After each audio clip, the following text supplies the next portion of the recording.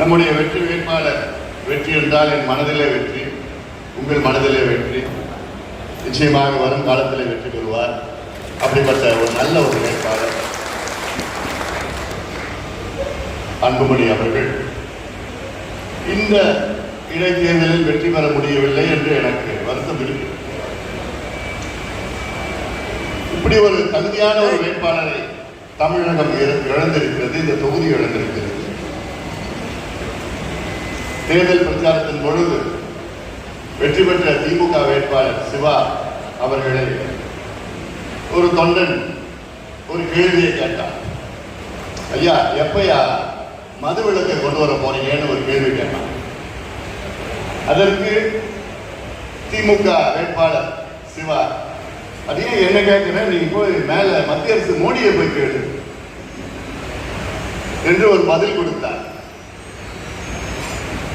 அதாவது இந்த அடிப்படை அறிவு கூட தெரியாத ஒரு திமுக வேட்பாளர்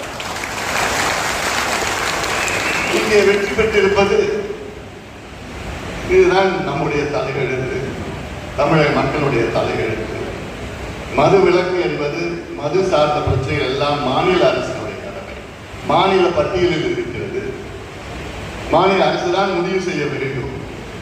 அந்த அடிப்படையில் தான் இன்று நம்முடைய பிரதமர் மோடி அவர்கள் குஜராத்தின் முதலமைச்சராக இருந்த நேரத்தில் முதல் முறையாக ஒரு மாநிலத்தில் மது விலக்கை கொண்டு வந்தவர் பிரதமர் மோடி அவர்கள் தான்.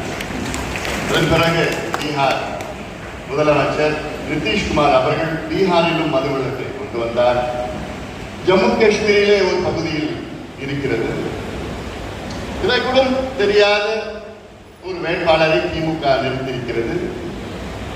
இதுதான் திமுக, இவ்வளவுதான் திமுக.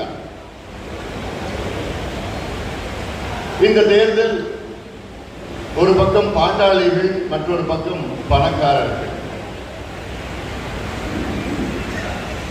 இந்த தேர்தலில் திமுகவுக்காக மக்கள் வாக்களிக்கவில்லை, திமுக கொடுத்த பணத்துக்காக வாக்களித்திருக்கிறார்.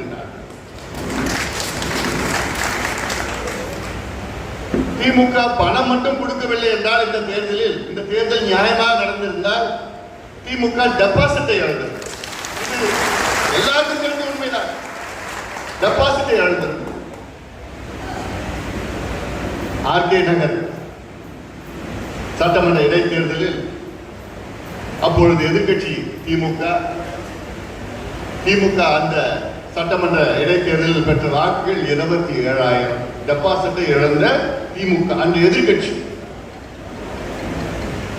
அதே போன்று கடந்த ஆண்டு ஈரோட்டில் நடந்த இடைத்தேர்தல், அப்பொழுது அதிமுக எதிர்கட்சி 43,000 வாக்குகளை பெற்றது அதிமுக. ஆனால் நாம் ஆளும் கட்சியாம் இல்லை, எதிர்கட்சியாம் இல்லை. ஆனால் கடுமையாக உழைத்து நாம் பெற்ற வாக்குகள் 56,300 வாக்குகள்.